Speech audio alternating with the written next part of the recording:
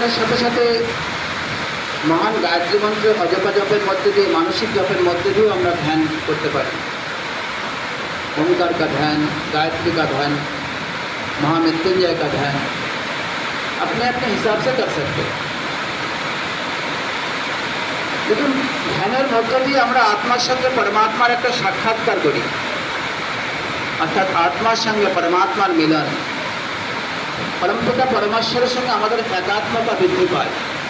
ধ্যানের মধ্য দিয়ে আমরা পরমাত্মার সঙ্গে লীন হয়ে যাই।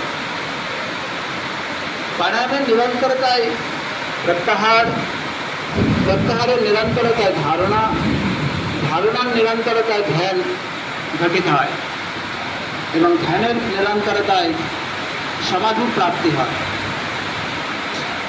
এই প্রাণ সাধনায় ধারণা, ধ্যান, সমাধি তিনটে একসঙ্গে বলা হয় সংযম। এই সংযম ছাড়া আত্মদর্শন হয় না এবং আত্মপরিচয় ঘটে না। তাই ধ্যানের মধ্য দিয়ে আমাদের আত্মদর্শন, আত্মপরিচয়,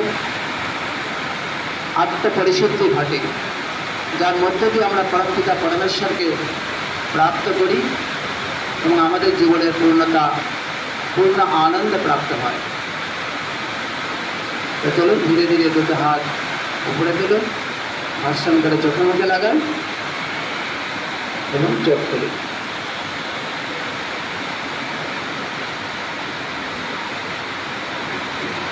তাই আমাদের এই প্রাণায়াম সেশন মুখ্য 8টি প্রাণায়াম, 12টি আসন এবং 12টি সূক্ষ্মাসন। আমরা আরেকটু করে ক্লোজ হয়ে যেতে পারি।